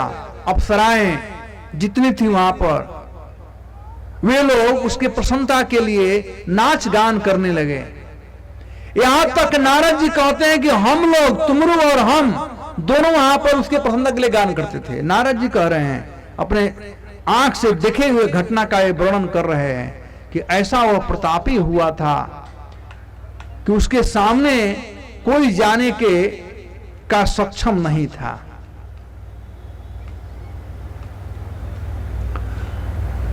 अब इस प्रकार से हिरण्यकश्यपु पूरे विश्व पर राज कर रहा था, त्रिभुवन नाथ हो गया था, भूर्भुव स्व तीनों पर राज कर रहा था। इधर बेचारे देवता लोग जो राजा थे, जो मालिक थे, वे चाकर के समान, नौकर के समान नौकरी कर रहे थे। अब बेचारे बड़े दुखी होकर के वे लोग भगवान अच्युत के शरण में गए। तस्यो उग्रदंड संविघ्नः सर्वे लोक सपालका अन्यत्र लब्धा शरणम शरणम ययुर अच्युतम तस्यो उग्रदंड संविघ्नः। हिरण्यकश्यपु इन लोगों को प्रताड़ित कर, देवताओं को, देवता लोग दुखित होकर के, संविघ्न खिन्न होकर के, दुखी होकर के, सर्वे लोक सपालक, जितने लोकपाल लोग थे देवता लोग दुखी होकर के, सब लोग जो सबके शरण्य हैं, सबको जो शरण देने वाले हैं भगवान अच्युत, उनके शरण में गए। कृष्ण ही एकमात्र हैं जो सबको शरण दे सकते हैं। प्रश्न उठता है कि देवता लोग इस बार ब्रह्मा जी के शरण में क्यों नहीं गए? देवतागण भगवान विष्णु के शरण में क्यों गए? प्रथम बार तो वे लोग ब्रह्मा जी के शरण में गए थे। इसलिए वे लोग ब्रह्मा जी के शरण में गए थे क्योंकि हिरण्यकश्यपु ब्रह्मा जी के प्रसन्नता के लिए तपस्या कर रहा था, इसलिए ब्रह्मा जी के शरण में गए थे। अब वह ब्रह्मा जी के आशीर्वाद से अत्याचार कर रहा था, यानी ब्रह्मा जी अब उसको वरदान दे दिए थे, तो इसलिए ब्रह्मा जी के पास ना जाकर के ब्रह्मा के बाप के पास गए। यानी ब्रह्मा के पास कौन है? भगवान अच्युत, भगवान कृष्ण। तो वे उनके पास गए और वहां जाकर के वे लोग भगवान को की प्रसन्नता के लिए विभिन्न प्रकार से वे भगवान का आराधना किए, पूजा इत्यादि किए। भगवान उन लोगों के आराधना से खाना पीना ये लोग भी छोड़ दिए थे, भगवान का आराधना कर रहे थे, बिना अगर विनिद्रया, सोए भी नहीं, वायु भोजना, केवल हवा पी कर करके ये लोग उपतस्थ्यु ऋषिकेशम, भगवान ऋषिकेश का वे लोग उपासना करते थे, बिना सोए केवल हवा पी करके। इस प्रकार से शुद्ध होकर के इति ते संशयात्मनः समाहित धियो अमला, विशुद्ध हो गए देवतागण, शुद्ध होकर के भगवान का उपासना करने लगे और भगवान इन लोगों की उपासना से प्रसन्न होकर के बड़े गंभीर वाणी के साथ में भगवान बोले। भगवान भविष्यवाणी, ये भविष्यवाणी हुआ है, तेसाम आविर्भूत वाणी अरूपा मेघनीश्वरा। यहां आया हुआ है शब्द भूरवाणी, मतलब अगाध वाणी, बहुत गंभीर वाणी से आकाशवाणी हुआ और भगवान उन लोगों को संतुष्ट करने के लिए कह रहे हैं, मां वैष्टा विबुधा श्रेष्ठा, हे देवताओं आप लोग भय मत करो, सर्वेशाम भद्रमस्तु, आप सब लोगों का कल्याण हो, किसी प्रकार का भय मत करो। मद दर्शनम ही भूतानाम सर्वश्रेयोपत्तये, मेरा दर्शन जन का कल्याण करता है, जो लोग मेरा दर्शन करते हैं उनका कल्याण होता है। तो कोई कह सकता है कि भगवान कई लोग तो वाणी सुने, भगवान का दर्शन नहीं किए तो कल्याण कैसे होगा। भगवान कह रहे हैं कि मद दर्शनम ही भूतानाम, ही मतलब निश्चय ही, भूताना मतलब प्राणी, यदि प्राणी लोग यदि मेरा दर्शन करते हैं तो सर्वश्रेष्ठ उन लोगों का सब प्रकार से कल्याण होता है। तो देवता लोगों को तो भगवान का दर्शन नहीं हुआ। देखिए भगवान की वाणी, भगवान का प्रसाद, भगवान का धाम, भगवान का भक्त, इसमें कोई अंतर नहीं है। कृष्ण और कृष्ण की जो वाणी है भगवत गीता, इसमें कोई अंतर नहीं है। कृष्ण और कृष्ण का जो नाम है इसमें कोई अंतर नहीं है। अभिन्नात्मा नाम नामिनः, नाम और नामी में कोई भेद नहीं होता है। यहां तक कि भगवान और भगवान के भक्तों में भी अंतर नहीं है। ये जो श्रेय शब्द है, सर्वश्रेयो उपत्तये, सब प्रकार का कल्याण होता है, उसका उत्पत्ति होता है प्राणियों पर। कब? जब भगवान का दर्शन होता है, जब भक्तों का दर्शन होता है। जब तक से भक्तों का कृपा नहीं होता है, भगवान का कृपा नहीं हो सकता है।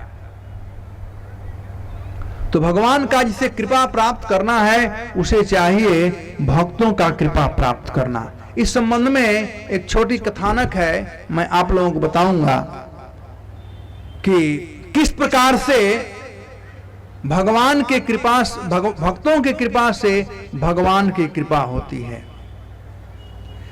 एक बार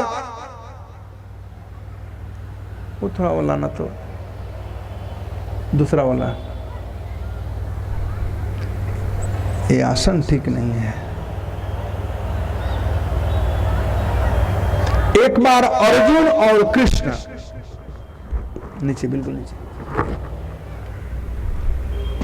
एक बार अर्जुन और कृष्ण मॉर्निंग वॉक के लिए निकले हुए थे। आप में से कितने लोग मॉर्निंग वॉक जाते हो? तो मॉर्निंग वॉक कोई करता है? करना चाहिए, स्वास्थ्य के लिए अच्छा होता है। महाभारत की घटना है। एक दिन अर्जुन और कृष्ण कहीं जा रहे थे, तो अर्जुन ने देखा कि एक ब्राह्मण थे और वे भिक्षा मांग रहे थे। गरीब ब्राह्मण थे, भिक्षा मांग रहे थे। तो अर्जुन को दया आ गई और अर्जुन सोने के गिन्नियों से भरा हुआ एक थैला ब्राह्मण को दे दिए।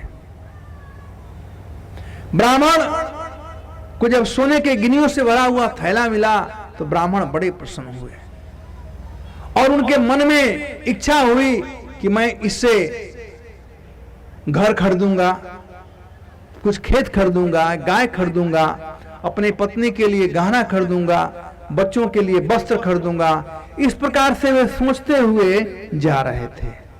तो उनका मन जो था अपने पत्नी में, अपने बच्चों में लगा हुआ था और हाथ में सोने का गिन्नी पकड़े थे।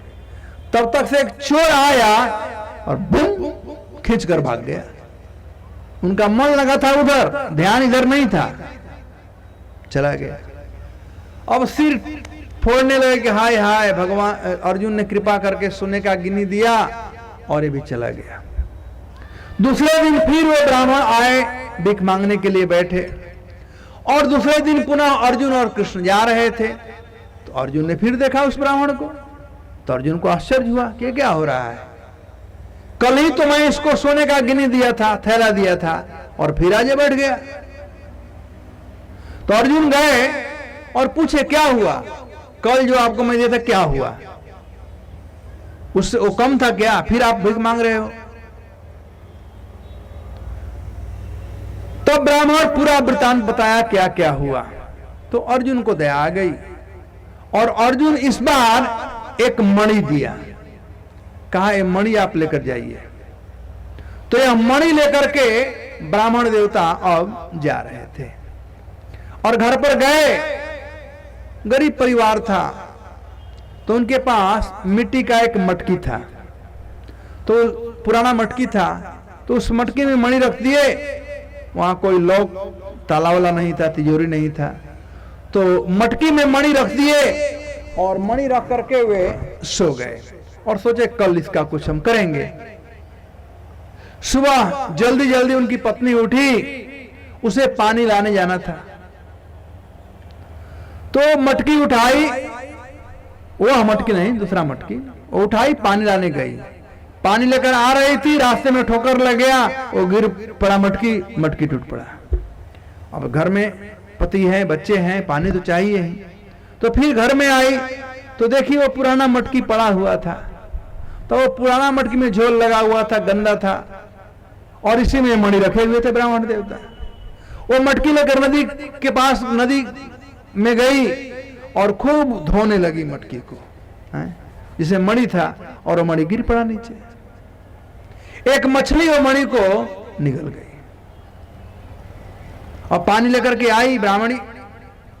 सुबह हुआ, ब्राह्मण देवता उठे, जल्दी जल्दी गए मटकी देखने के लिए, कि मणि देखने के लिए, तो क्या देखते हैं, मटकी नहीं है।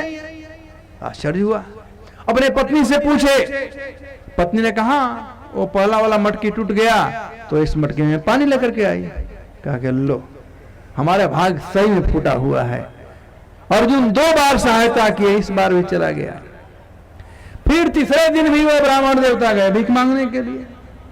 अब अर्जुन और कृष्ण दोनों आ रहे थे, तो अर्जुन देखे फिर ब्राह्मण भीख मांगने के लिए बैठा हुआ है, तो अर्जुन को बड़ा गुस्सा हुआ। कहा कि ये तो इसको आदत लग गया, इसमें लालच हो गया। द्वापर युग का बात था कि ब्राह्मण में और लालच, ये तो बहुत बड़ा खराब चीज है, लालच बुरी बलाएं है।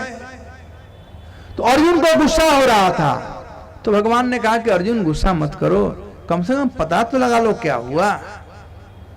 भगवान से कुछ छिपा हुआ नहीं है।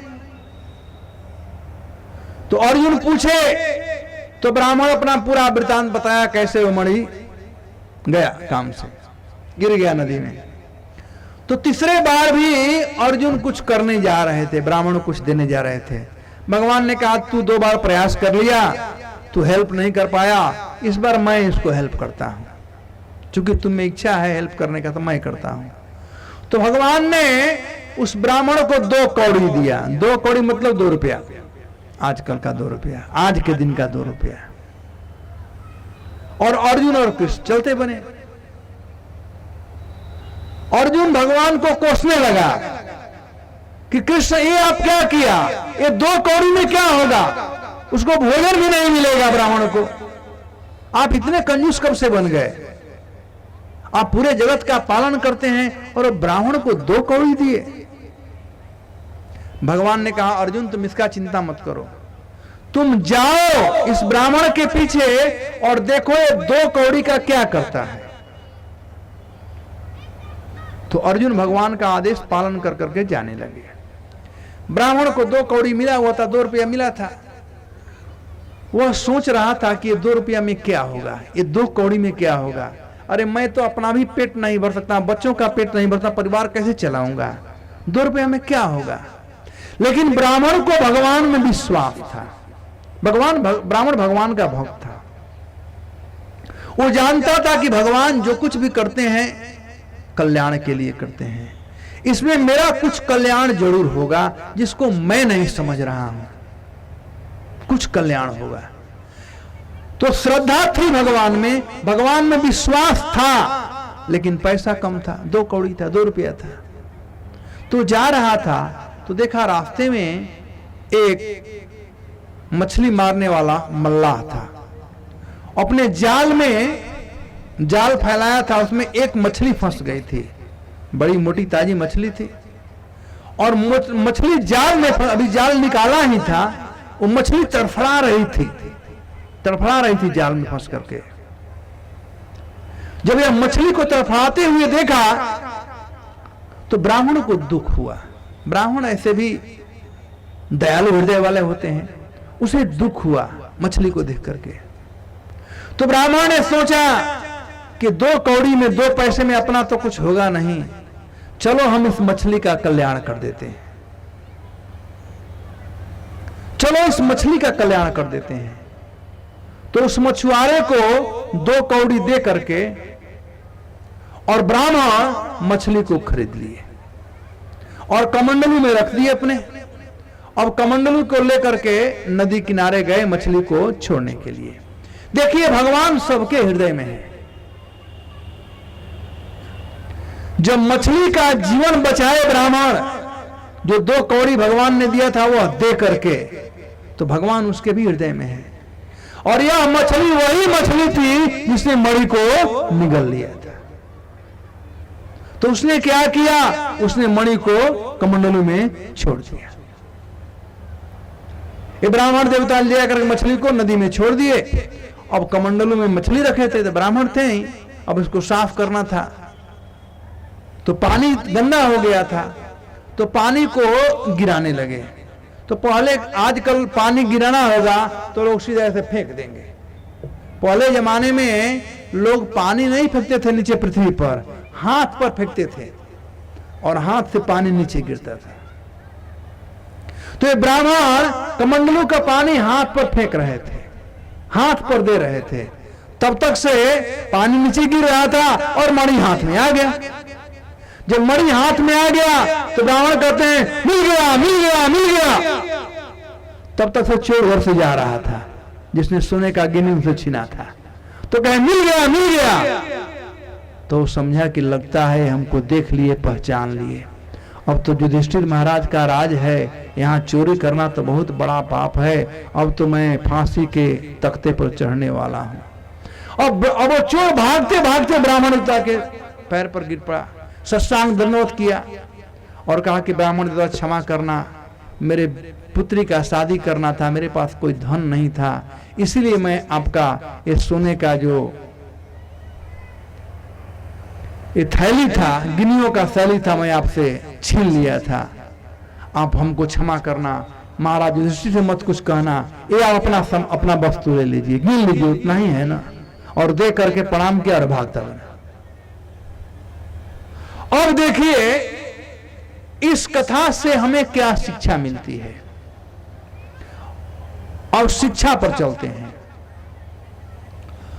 उस ब्राह्मण देवता को सहयोग करने का प्रयास किए कौन? अर्जुन। एक बार नहीं 2 बार।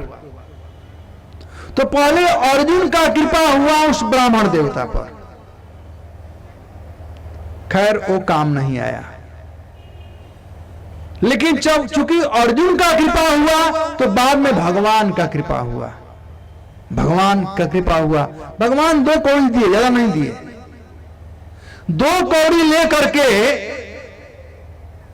वह क्या किया, जब अर्जुन दिए सोने का गिनी तो अपने विषय में सोचा कि अपने पत्नी के लिए खरीदूंगा, बच्चों के लिए खरीदूंगा, घर बनाऊंगा, ये करूंगा।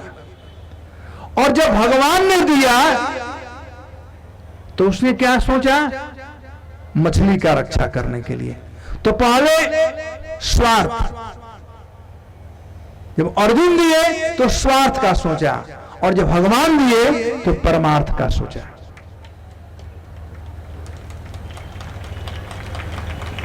जब परमार्थ का सोचेंगे तो हमारा कल्याण होगा, जब स्वार्थ का सोचेंगे तो कभी कल्याण नहीं होगा। और संसार में हम लोग स्वार्थ का ही सोचते हैं तो कल्याण कैसे होगा?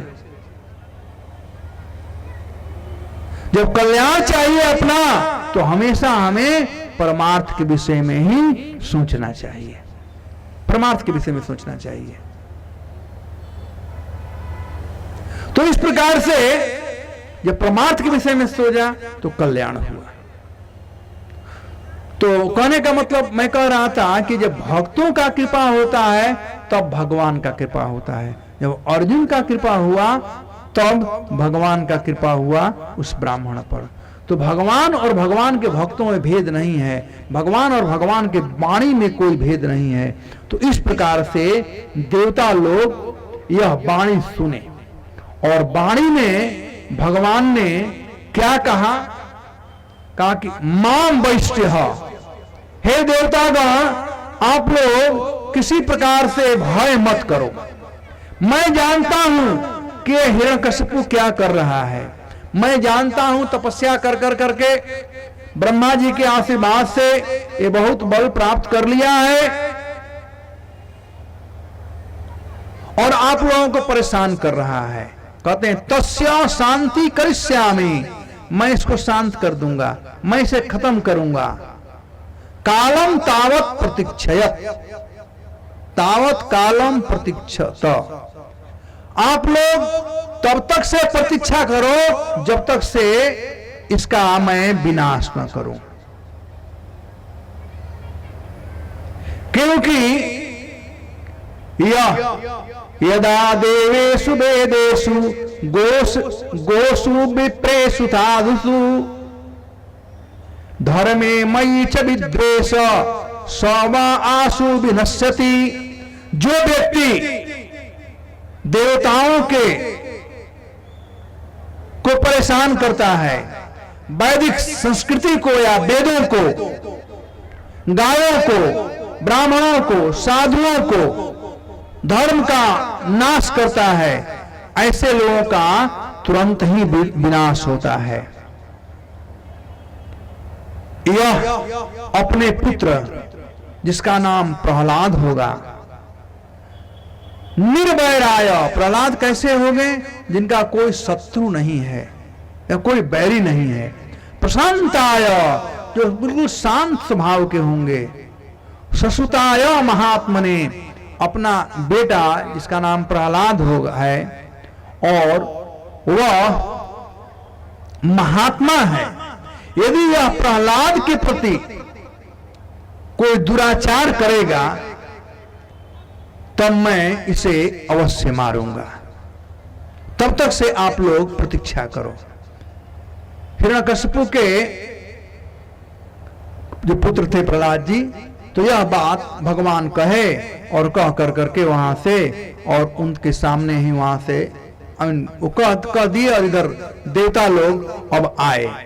इति उक्ता लोक गुणानाम तम प्रणम्य द्योकसः, भगवान को प्रणाम करके देवतागण लौट गए और निवर्तन्त गतो उद्वेगः मेनिरे चासुरहतम, वे लौट गए। उन लोगों की सारी जो चिंताएं थी वो खत्म हो गई।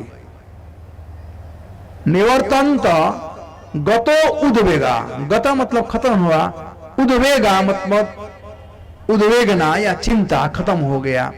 मेनिरे चा असुरम होता, वे लोग मान लिए कि अब यह हिरण्यकशिपु मारा गया, अब ये खत्म हो गया, बेटा हो गया। तो इस प्रकार से निश्चिंत होकर के वे लोग आए। और श्लोक संख्या 30 से लेकर के श्लोक संख्या ऑलमोस्ट 43 तक 13-14 श्लोकों में प्रहलाद जी के गुणों का वर्णन किया गया है कि प्रहलाद जी कितने महान थे। तो कुछ गुणों का हम लोग यहाँ पर श्रवण करेंगे। ब्रह्मण्य संपन्न सत्य संधो जितेंद्रिय। ब्रह्मण्य, प्रहलाद जी कैसे थे? उनमें ब्राह्मण के सब गुण विद्यमान थे। ब्रह्मण्य, जो ब्राह्मण के गुणों से संपन्न हो उसे ब्रह्मण्य कहते हैं। ब्राह्मण के गुणों का वर्णन भगवान भगवत गीता में बताए हैं। सत्यम दया तप शौचम शांतिम आर्य एवच ज्ञानम विज्ञानम आस्तिक्यम ब्रह्म कर्म स्वभावज। जो सत्य बोलता हो, सत्यम दयालु हो, सत्यम दया, तपस्वी हो, शौचम जो पवित्र हो, जो कभी झूठ नहीं बोलता है, इत्यादि इत्यादि ब्राह्मण के गुण हैं। ब्रह्मण्य शील संपन्न, शील संपन्न थे, आचार विचार उनका बिल्कुल शुद्ध था। सत्य संधो, सत्य में से संदित यानी भगवान के भक्त थे। जितेंद्रिय, जिनकी इंद्रियां उनके बस में थी। समस्त प्राणियों को अपने समान मानते थे और प्रिय सुहृतम, और सबके सुहृत थे, सबके प्रिय थे।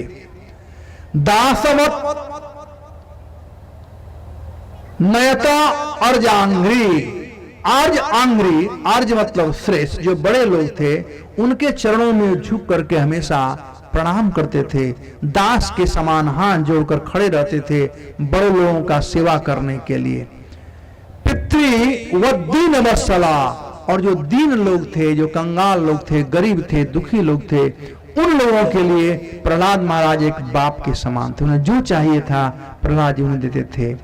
भ्रातृ वस्त्र शब्द से, और भाइयों के लिए एक बंधु के समान थे, एक भाई के समान थे। स्तिग्नो गुरु से ईश्वर भाव, वे गुरु में ईश्वर भाव रख करते थे और वे सबके लिए बड़े ही स्निग्ध थे, सबको प्यार करते थे और सबसे वे प्यार प्राप्त करते थे। प्रहलाद महाराज कभी भी उद्विग्न नहीं होते थे, दुख में कभी उद्विग्न नहीं होते थे। न उद्विग्न चित्तो व्यसनेषु, व्यसन मतलब दुख। जब किसी प्रकार का दुख पड़ता था प्रहलाद महाराज पर तो वे कभी उद्विग्न नहीं होते थे। निष्प्रिय, उन्हें कोई कामना नहीं थी किसी वस्तुओं की। तो इस प्रकार से वे बड़े शांत थे, इंद्रियां उनके बस में थी। इस प्रकार से प्रहलाद के बहुत से गुणों का वर्णन किया गया है। वे छोटे बालक थे लेकिन खेल कूद में उनका मन नहीं लगता था। वो अन्य बालकों के समान कभी खेलने कूदने नहीं जाते थे। बचपन से ही जन्मजात उनमें भगवान वासुदेव के प्रति भक्ति थी। वे बैठते थे तभी भगवान का चिंतन करते थे, चलते थे तभी भगवान का चिंतन करते थे, सोते थे तभी भगवान का चिंतन करते थे, भोजन ग्रहण करते थे तभी भगवान का चिंतन करते थे। सुबह, दोपहर, शाम गोविंद पररंभिता, गोविंद से घिरे हुए थे, भगवान से घिरे हुए थे, यानी सब जगह भगवान ही भगवान उनके लिए थे। निरंतर भगवान का चिंतन और नाम लिया करते थे। हरे कृष्णा कृष्णा कृष्णा हरे हरे, हरे राम राम राम हरे। और भगवान के चिंतन में इतने विभोर हो जाते थे कि कभी कभी वे रोने लगते थे, कभी कभी हंसने लगते थे, कभी कभी जोर से चिल्लाने लगते थे और कभी कभी लोक लज्जा छोड़ करके सबके सामने नाचने लगते थे। इस प्रकार से प्रहलाद महाराज के ये सब गुण हैं। तस्मिन् महाभागवते महाभागे महात्मनि हिरण्यकशिपु राजन अकरोद अवनात्मजे। नारद जी कहते हैं ऐसे महान अपने पुत्र, जो महाभाग था, जो महात्मा था, उसके साथ भी हिरण्यकशिपु जो अघम यानी जो पापी नहीं था, निष्पाप था, उसको उसके साथ में हिरण्यकशिपु बैर मोल ले लिया, बैर ले लिया, उसको अपना शत्रु मान लिया। तो युधिष्ठिर महाराज को प्रश्न हो गया, युधिष्ठिर महाराज ऐसा कैसे हो सकता है?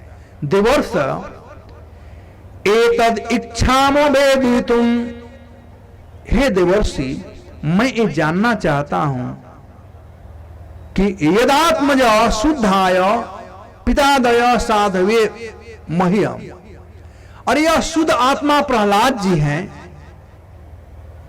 और हिरण्यकशिपु उसका बाप है। ये कैसे हो सकता है कि एक बाप जो अपने बेटे को खूब प्यार करता है, पुत्र वत्सला, वह अपने बेटे को मारना चाहेगा, अपने बेटे से द्वेष करेगा? ऐसे कैसे हो सकता है? यह हमारे समझ से परे की बात है। आप कृपा करके इस बात को समझाने का प्रयास करें कि हिरण्यकशिपु प्रहलाद के प्रति बैर भाव क्यों पाल लिया, प्रहलाद का वो बैरी क्यों बन गया, कारण क्या था, वह बात बतलाइए। तो यह है महाराज युधिष्ठिर का अब अंतिम प्रश्न। तो अब तक से जो प्रश्न हुआ था उस प्रश्न का मैंने इन 2 अध्यायों में उत्तर दिया था। और वो 2 प्रश्न था, पुनः मैं आप लोगों को जो आज प्रवचन किया गया, एक प्रश्न का उत्तर था, 2 प्रश्न था। एक प्रश्न था कि हिरण्यकश्यपु प्रहलाद जो कि अपने पिता का स्नेह भाजन थे, हिरण्यकश्यपु प्रहलाद को बहुत प्यार करते थे, लेकिन इतने प्यारे पुत्र से वे द्वेष क्यों किए। और दूसरा प्रश्न था कि ये बतलाइए कि प्रहलाद भक्त कैसे बन गए, भगवत परायण कैसे बन गए। ये 2 प्रश्न हैं। अब उसी प्रश्नों का उत्तर देते हुए आगे ये बतलाए हैं। और आज जो हम प्रश्न छोड़ रहे हैं वो भी ऐसा ही कुछ प्रश्न है। इन्हीं प्रश्नों के साथ में कल की कथा प्रारंभ होगी।